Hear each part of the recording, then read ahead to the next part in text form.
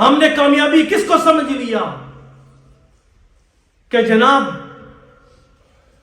کوئی ویڈیو ایسی بنا دو اور وہ رات رات وائرل ہو گئی. وہ لاہور کا دیکھا نہیں ہے, وہ لاہور دا پاوا, پوری قوم پاگل ہوئی ہے لاہور دے پاوے دے پیچھے. کیا کرتا ہے, کیا ہے؟ جھوٹی عزتیں. لاہور دا پاوا, اکو پاوا لاہور دا پاوا. پوری قوم پڑھے لکھے کیا سارے پیچھے دوڑ رہے ہیں. اب اس قوم کو کہو کہ اس نعرے کہتا کہ میں لوگوں کو خوشی دے رہا ہوں, لوگوں کو گناہ سے بچاؤ, یہ خوشی ہے. معاشرے جھوٹ فراڈ یہ ختم کرو, یہ معاشرے کے اندر خوشی ہے, لاہور دے پاوش کی خوشی ہے. لیکن ہماری قوم پاگل ہو گئی ہے, ہماری ذہنی سطح اتنی نیچے گر چکی ہے. آپ نے دیکھا نہیں ہے سوشل میڈیا پر کتنے قرآن ہیں جو بہترین قرآن پڑھتے ہیں. ہمارے معاشرے میں کتنے لوگ ہیں جو سڑکوں پہ چل رہے ہوں گے اور ان کی کاپی کر کے وہ قرآن پڑھ رہے ہوں گے, کیونکہ ہمارا مائنڈ سیٹ ایسا بن چکا ہے. ہر الٹے کام کو ہم نے وائرل کرنا ہے. مفتی عثمانی کے بیانات اور شرعی سوالات و جوابات کو لائک, شیئر اور سبسکرائب کرنا نہ بھولیں. والصلاة والسلام على رسول الله. أما بعد فأعوذ بالله من الشيطان الرجيم. بسم الله الرحمن الرحيم. قل إن كنتم تحبون الله فاتبعوني يحببكم الله ويغفر لكم ذنوبكم والله غفور رحيم. صدق الله مولانا العظيم. اللهم صل على محمد وعلى آل محمد كما صليت على إبراهيم وعلى آل إبراهيم إنك حميد مجيد. اللهم بارك على محمد وعلى آل محمد كما باركت على إبراهيم وعلى آل إبراهيم إنك حميد مجيد. حضرات محترم بھائیوں, بزرگوں, دوستوں, نوجوان ساتھیوں, ایک صحابی رسول اللہ صلی اللہ علیہ وسلم کے پاس حاضر خدمت ہوئے اور انہوں نے دیکھا کہ آپ صلی اللہ علیہ وسلم کے جو قدم مبارک ہیں, جو پاؤں مبارک ہیں, ان پر چادر پڑی ہوئی ہے اور آپ تشریف فرما ہیں. آپ صلی اللہ علیہ وسلم سے اس صحابی نے عرض یہ کیا کہ اے اللہ کے رسول صلی اللہ علیہ وسلم, آپ مجھے نصیحت فرمائیے. آپ صلی اللہ علیہ وسلم نے سب سے پہلے جو بات فرمائی وہ یہ تھا کہ اپنے اندر تقوی پیدا کرو, اپنے اندر اللہ کا خوف پیدا کرو. تقوی کس کو کہتے ہیں؟ حضرت کعب بن اخبار رضی اللہ تعالی عنہ نے, بلکہ حضرت عمر رضی اللہ تعالی عنہ نے کعب بن اخبار سے یہ سوال کیا کہ اے کعب, تقوی کیا ہے, رائشسنس کیا ہے, کہ جو تقوی ہے, پرہیزگاری, یہ کس چیز کا نام ہے؟ تو انہوں نے عرض کیا کہ امیر المومنین, جب آپ کانٹے دار جھاڑیوں سے گزرتے ہیں تو آپ کس طرح گزرتے ہیں؟ تو انہوں نے فرمایا کہ جب میں کانٹے دار جھاڑیوں سے گزرتا ہوں تو اپنے دامن کو, اپنے کپڑوں کو سمیٹ کے چلتا ہوں تاکہ میرے کپڑے کانٹوں کے ساتھ الجھ نہ جائیں, اٹک نہ جائیں. تو انہوں نے عرض کیا امیر المومنین, یہی تو تقوی ہے کہ دنیا میں اس طرح زندگی گزارنا کہ جہاں اللہ کی نافرمانی کے کانٹے موجود ہوں, جہاں اللہ کی نافرمانی اور اللہ کے حکم عدولی کے کانٹے بچھے ہوں, وہاں اپنی روح کے دامن کو ان گناہوں کے کانٹوں سے بچانا یہی تقویٰ ہے۔ اللہ اکبر۔ اللہ کے ہاں کوئی جتنا امیر ہو جائے دنیاوی طور پر، جتنا بڑے سے بڑا آدمی بن جائے دنیا میں، ان اکرمکم عند اللہ اتقاکم، اللہ کی نگاہ میں سب سے اعلیٰ، افضل اور حسین احسن وہ شخص ہے جو تقوی میں سب سے زیادہ ہے، جو تقوی کے اعلیٰ مرتبے کو پہنچ چکا ہو، وہ اللہ کے نزدیک احترام والا، محترم ہے، عظمت والا ہے۔ اللہ اکبر۔ یہ تقوی اور یہ ڈر جس شخص کے دل میں پیدا ہو جائے، وہ 7 کوٹھریوں میں ہی کیوں نہ ہو، اسے دنیا کا کوئی شخص دیکھ نہ رہا ہو، لیکن وہاں اگر گناہ سے کوئی چیز اسے بچا سکتی ہے تو وہ تقوی ہے، وہ اللہ کا خوف ہے۔ اسے روکے گا، اس کا ضمیر اسے ملامت کرے گا، اس کے سینے میں یہ جو اللہ نے دل رکھا ہے، وہ تقوی سے بھرپور پر نور دل اسے ملامت کرے گا، اسے بتائے گا کہ تو اللہ کی نافرمانی کر رہا ہے۔ تقوی کے 3 درجات ہیں۔ تقوی کا ایک درجہ یہ ہے جس سے اللہ نے ہم سب کو الحمدللہ محفوظ فرمایا کہ اللہ نے ہمیں تقوی کا وہ درجہ عطا فرمایا کہ ہمیں شرک اور کفر سے محفوظ فرمایا، اور الحمدللہ ہمیں جہنم سے دور کیا ایمان دے کے۔ لیکن اس کے ساتھ ساتھ تقوی کا دوسرا درجہ یہ ہے جو مومن سے مطلوب ہے، اور وہ یہ ہے کہ مومن گناہ سے اپنے آپ کو محفوظ رکھے، اللہ کی نافرمانی سے اپنے آپ کو محفوظ رکھے۔ یہ مومن سے مطلوب ہے تقوی کا یہ درجہ۔ اور ایک تیسرا درجہ تقوی کا یہ ہے کہ اس کے دل میں اگر کسی چیز کے بارے میں کوئی شکوک و شبہات پیدا ہو جائیں کہ یہ کام میں کروں یا نہ کروں، اور اس کا دل اسے ملامت کرے، تقوی کا درجہ یہ ہے کہ وہ اس کام کو چھوڑ دے۔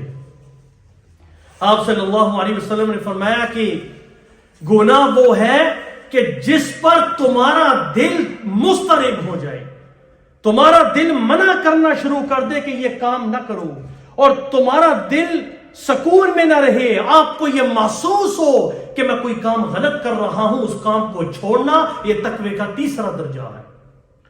اب آپ صلی اللہ علیہ وسلم نے جو وصیت فرمائی، نصیحت فرمائی اس صحابی کو کہ تم تقوی پیدا کرو اپنے اندر، اس سے مراد دوسرے درجے اور تیسرے درجے کا تقوی تھا۔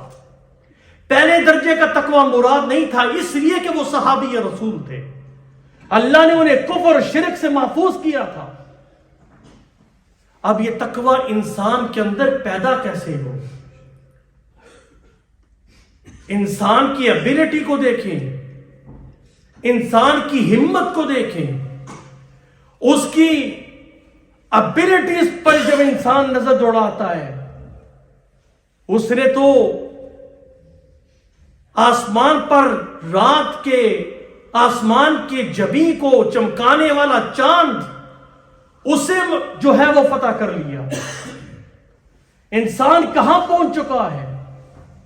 اللہ نے انسان کو وہ جو دماغ دیا ہے، اس کے ذریعے وہ کیا کیا نت نئی ایجادات کر رہا ہے، لیکن یہی ابیلٹیز اور یہی صلاحیتیں جب اس انسان کو یہ کہا جائے کہ تم ان صلاحیتوں کو تقوی پہ لگاؤ، اللہ کی پہچان اور اس کی معرفت حاصل کرنے پہ لگاؤ، یہاں آ کے وہ ہمت ہار جاتا ہے، یہاں آ کے وہ کہتا ہے کہ یہ کام مجھ سے نہیں ہوتا،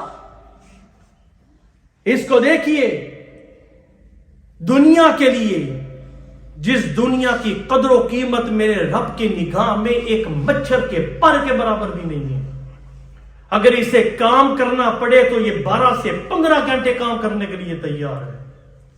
لیکن جب اس شخص کو یہ کہا جائے کہ مسجد سے حی علی الصلاۃ و حی علی الفلاح کی صدائیں آ رہی ہیں، اللہ تمہیں بلا رہے ہیں، یہ اللہ کی طرف سے انویٹیشن ہے، لیکن وہاں ہمت ہار کے بیٹھ جاتا ہے کہ مجھ سے 5 وقت کی نماز پڑھی نہیں جاتی، میرے پاس ٹائم نہیں ہے۔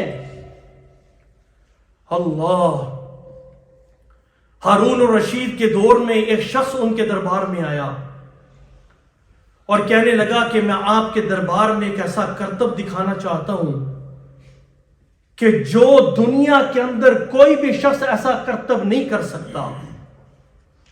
انہوں نے کہا دکھاؤ، کیا کرنا چاہتے ہو؟ وزیر، مشیر سب بیٹھے تھے۔ اس نے ایک سوئی اٹھائی، دور سے پھینکی، زمین میں گاڑ دی، تھوڑی دیر کے بعد داغا لیتا ہے، داغے کو پھینکتا ہے اور داغا ٹھیک اس سوئی کے ناکے سے گزرتا ہوا آگے چلا جاتا ہے۔ ہمیں کوئی سوئی دے ہاتھ میں، ہمیں کہے کہ سوئی کے ناکے سے آپ یہ داغے کو ڈالیں تو شاید ہم سٹرگل کریں، کبھی وہ داغا ادھر ہو کبھی ادھر ہو۔ اس نے ایسا کرتب دکھایا کہ پیچھے کھڑے ہو کے داغے کو ایسے طریقے سے پھینکا کہ سوئی کے ناکے سے گزر گیا۔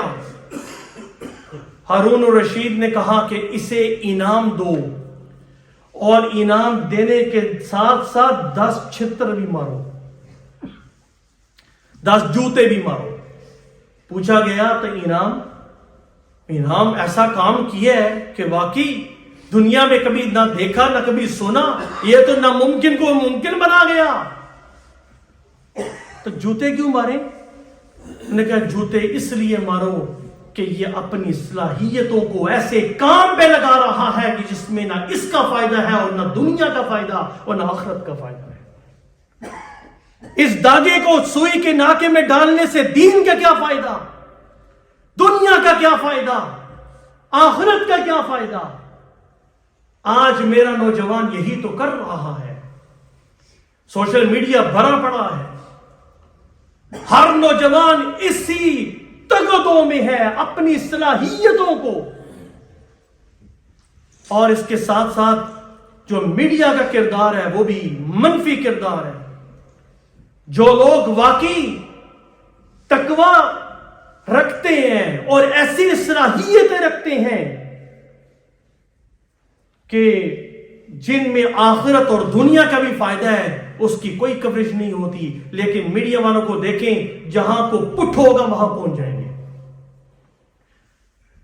ایک لڑکے کو دیکھا، وہ میڈیا والا اس کے پاس پہنچا ہوا، تم کیا کرتے ہو؟ میں جناب لوگ ہاتھ کے ساتھ ٹاس کرتے ہیں، میں پاؤں کے ساتھ ٹاس کرتا ہوں۔ تو تم پاؤں کے ساتھ ٹاس کرو گے تو تمہارا دنیا کا کیا فائدہ، آخرت کا کیا فائدہ ہے؟ اس میں تمہیں ثواب ملے گا؟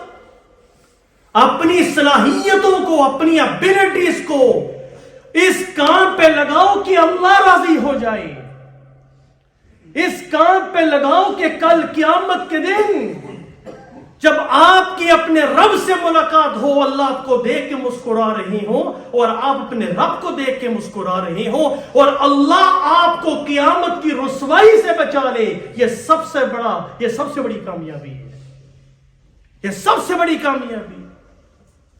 ہم نے کامیابی کس کو سمجھ لیا کہ جناب کوئی ویڈیو ایسی بنا دو اور وہ رات وائرل ہو گئی، وہ لاہور کا دیکھا نہیں ہے، وہ لاہور دا پاوا، پوری قوم پاگل ہوئی ہے لاہور دے پاوے دے پیچھے۔ کیا کرتا ہے؟ کیا ہے؟ جھوٹی عزتیں، لاہور دا پاوا، اکو پاوا لاہور دا پاوا، پوری قوم پڑھے لکھے کیا سارے پیچھے دوڑ رہے ہیں۔ اب اس قوم کو کہو کہ اس نعرے کہتا جی میں لوگوں کو خوشی دے رہا ہوں، لوگوں کو گناہ سے بچاؤ، یہ خوشی ہے۔ معاشرے جھوٹ، فراڈ یہ ختم کرو، یہ معاشرے کے اندر خوشی ہے، لاہور دے پاوش کی خوشی ہے۔ لیکن ہماری قوم پاگل ہو گئی ہے، ہماری ذہنی سطح اتنی نیچے گر چکی ہے. آپ نے دیکھا نہیں ہے سوشل میڈیا پر کتنے قراء ہیں جو بہترین قرآن پڑھتے ہیں. ہمارے معاشرے میں کتنے لوگ ہیں جو سڑکوں پہ چل رہے ہوں گے اور ان کی کاپی کر کے وہ قرآن پڑھ رہے ہوں گے، کیونکہ ہمارا مائنڈ سیٹ ایسا بن چکا ہے. ہر الٹے کام کو ہم نے وائرل کرنا ہے. تو لوگوں اپنے اندر تقوی پیدا کیجئے. اس کے لیے آپ کو محنت کرنی پڑے گی. سوشل میڈیا اٹھا لیں، ہر دوسرے بندے کو دیکھیں وہ وظیفہ بتا رہا ہوگا، راتوں رات کروڑ پتی بن جاؤ، راتوں رات جناب مال آپ کی جیب میں آ جائے، راتوں رات آپ ادھر پہنچ جائیں.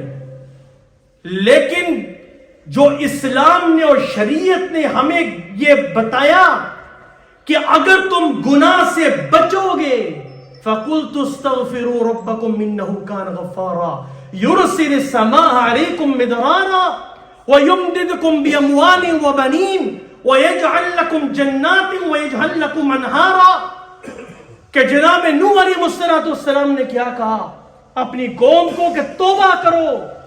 جب تم توبہ کرو گے، استغفار کرو گے، اللہ موسلادھار بارشوں سے تمہاری مدد کرے گا اور باغوں کے ساتھ اور بیٹوں کے ساتھ اولادوں کے ساتھ جو ہے وہ تمہاری مدد کرے گا. ایک آدمی گناہ سے بچ ہی نہیں رہا، ایک آدمی صبح شام اللہ کی نافرمانی کر رہا ہے، ادھر وظیفے کیا کریں گے. دنیا کا کوئی وظیفہ آپ کو گناہ سے نہیں بچا سکتا. دنیا کا کوئی وظیفہ آپ کو اللہ کی نافرمانی سے نہیں بچائے گا جب تک آپ خود کوشش نہیں کریں گے اس گناہ سے بچنے کے لیے. آپ صلی اللہ علیہ وسلم نے مدینہ کی ریاست میں وہاں اپنے متبعین جو صحابہ تھے ان کی اندر ایسا تقوی اور ایسا خوف پیدا کر دیا تھا، اور وہ تقوی اور خوف کے ایسے درجے پر پہنچ چکے تھے کہ ان کے دل میں ہمیشہ یہ کھٹکا رہتا تھا کہ ایسا نہ ہو کہ ہم سے گناہ ہو جائے اور ہم اس گناہ کی وجہ سے مر جائیں، چلے جائیں دنیا سے، اور اس گناہ کا بوجھ ہمارے سر پہ ہو اور کل قیامت کے دن اللہ کے کٹہرے میں اللہ کا سامنا کس طرح کریں گے. اور جب بھی اسلام کا کوئی حکم نازل ہوا صحابہ ہر چیز کو قربان کرنے کے لیے تیار تھے. شراب کتنی محبوب تھی عرب کو، انہوں نے صبح شراب کا نام اور رکھا تھا، دوپہر کی شراب کا نام اور رکھا ہوا تھا، رات کی شراب کا نام اور، اگر شراب کے اندر پانی ملایا جاتا تو اس کا نام اور تھا، اگر دو شرابوں کو ملاتے اس کا نام اور تھا. بچہ جو جوان ہوتا سب سے پہلے کام اس جہالت کے ماحول میں یہ کیا جاتا، اسے شراب کا عادی کیا جاتا تھا. حضرت انس رضی اللہ تعالیٰ عنہ فرماتے ہیں کہ شراب ابھی حرام نہیں ہوئی تھی، میں محفل کے اندر شراب پلا رہا تھا اور باہر محلے میں آواز آئی خبردار شراب حرام ہو گئی.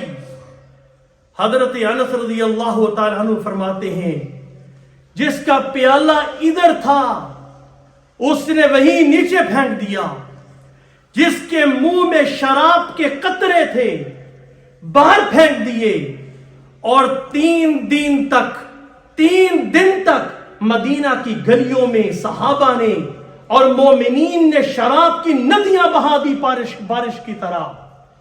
وہ لوگ جو شراب سے محبت کرنے والے تھے، لیکن جب اللہ اس کے رسول کا حکم آ گیا اپنے دلوں پہ چھڑیاں چلا دیں، اپنے خواہشات کا ہون کر کے اپنی جبین کو اپنے رب کے سامنے جھکا دیا.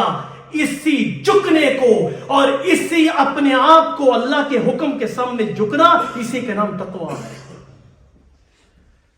کیا آج ہم اس نہج پہ ہیں کہ آج ہمارے سامنے اگر کوئی اللہ کا حکم آئے تو کیا ہم اپنے بیوی بچوں کی قربانی دینے کے لیے تیار ہو جاتے ہیں؟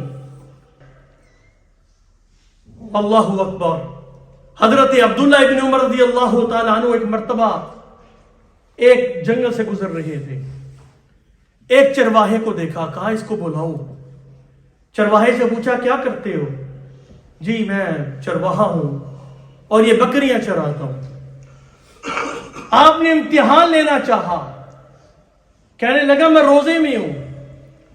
آپ نے ایک بات کہی کہ اس طرح کرو کہ ایک بکری ہمیں دے دو, ہم سفر میں ہیں اور ہمارے پاس کچھ کھانے پینے کے لیے نہیں ہے. کہنے لگا میں نہیں دے سکتا ہوں, میں اس لیے نہیں دے سکتا ہوں کہ یہ میری بکریاں نہیں ہیں, یہ میرے مالک کی بکریاں ہیں. انہوں نے کہا کہ مالک کون سا دیکھ رہا ہے؟ اسے کہنا بھیڑیا کھا گیا, یہ ہمیں دے دو. کہنے لگا اس نے پہچانا نہیں تھا کہ یہ عبداللہ ابن عمر ہے. کہنے لگا میرا ایک تو مالک وہ ہے, لیکن ایک مالک وہ ہے جو مجھے دیکھ رہا ہے. اس سے تو میں جان چھڑا لوں گا, لیکن کل قیامت کے دن میں اس مالک کے سامنے جب جاؤں گا تو میں اس جھوٹ کو چھپا نہیں سکوں گا. میں کیا جواب دوں گا اپنے اللہ کو؟ اور حضرت عبداللہ بن عمر نے کہا رب کعبہ کی قسم ہے, جب تک اس طرح کے لوگ اس سرزمین دنیا پر موجود ہیں کوئی ظالم کسی پر ظلم نہیں کر سکتا. آج ہمارے دلوں سے تقوی نکل چکا ہے, پرہیزگاری رخصت ہو گئی, اللہ سے ملاقات کا شوق ختم ہو گیا, وہ خوف ختم ہو گیا. ہم نے دنیا کی رسوائی سے ہم ڈرتے ہیں. حضرت ابراہیم علیہ السلام نے اللہ سے عرض کی اے اللہ میرا والد, کوئی گنجائش ہے جنت میں جانے کی؟ کہا کہ کوئی گنجائش نہیں ہے, آپ کا والد جہنم میں جائے گا. اے اللہ کل قیامت کے دن لوگ مجھے دیکھیں گے. وَلَا تُخْزِنِي يَوْمَ يُبْعَثُونَ, اے اللہ کل قیامت کے دن جب آپ لوگوں کو زمین سے نکالیں گے, قبروں سے نکالیں گے, اللہ اس دن مجھے ذلیل نہ کیجیے. اللہ نے فرمایا کہ اے ابراہیم, چونکہ آپ کا باپ مشرک اور کافر تھا, کفر پر اس کی موت ہوئی ہے, آپ کی عزت کے لیے میں یہ کر سکتا ہوں کہ اس کی شکل ایک بچھو کی شکل میں تبدیل کر کے اسے جہنم میں ڈال دوں گا, لیکن اس نے جانا جہنم میں ہے. اللہ اکبر. لوگوں رسوائی دنیا کی ہو وہ بری, رسوائی آخرت کی ہو وہ بری. یہاں تو چند لوگ ہمارے عیوب پر مطلع ہو جاتے ہیں کہ فلاں نے گناہ کیا, پھر لوگ تبصرے کرتے ہیں فلاں کو اتنی سزا ہو گئی, فلاں نے یہ کام کیا, فلاں نے یہ کام کیا. لوگوں اپنے عیوب پر اگر پردہ چاہتے ہو تو لوگوں کے عیوب کو چھپانا شروع کر دو. آپ صلی اللہ علیہ وسلم نے فرمایا کہ جس شخص نے کسی مسلمان کے عیبوں پہ پردہ ڈالا, کل قیامت کے دن اللہ رب العزت اس کے عیبوں پہ پردہ ڈالیں گے. اور ایک حدیث سنی آخری, آپ صلی اللہ علیہ وسلم نے فرمایا کہ ایک آدمی کسی میت کو غسل دے رہا ہے, اس میت کے اندر کوئی عیب دیکھا, ممکن ہے کہ اس کی شکل بگڑ گئی, ممکن ہے کہ کچھ اور عیب دیکھا, لیکن اس نے چھپایا کہ یہ میرا مسلمان بھائی ہے. اس نے اس عیب کو چھپا لیا, دل میں رکھ لیا, کسی سے اس کا تذکرہ نہیں کیا. آپ صلی اللہ علیہ وسلم نے فرمایا کہ اللہ اس عیب چھپانے والے شخص کی 40 مرتبہ مغفرت فرمائے گی. جس طرح میں کامل نہیں ہوں, جس طرح صرف اللہ کی ذات کامل اور انبیاء معصومین ہیں, ان سے گناہ سرزد نہیں ہو سکتا. ہم سب خطا کار اور گناہگار ہیں. اللہ سے یہی دعا کرنی چاہیے کہ اللہ ہمارے گناہوں پر پردہ ڈالیے. اگر کسی کے گناہ آپ کے سامنے کھل گئے, لوگوں پردہ ڈالنے کی کوشش کیجئے, ایسا نہ ہو یوم تبل السرائر, کل قیامت کے دن ہماری کلیاں بھی کھل جائے ساری پوری دنیا کے سامنے, اور اللہ کہے کہ تو فلاں مقام پر یہ کرتا رہا تھا. اللہ ہمیں دنیا کی رسوائی سے محفوظ فرمائے, اللہ آخرت کی رسوائی سے محفوظ فرمائے. وآخر دعوانا ان الحمدللہ رب العالمین.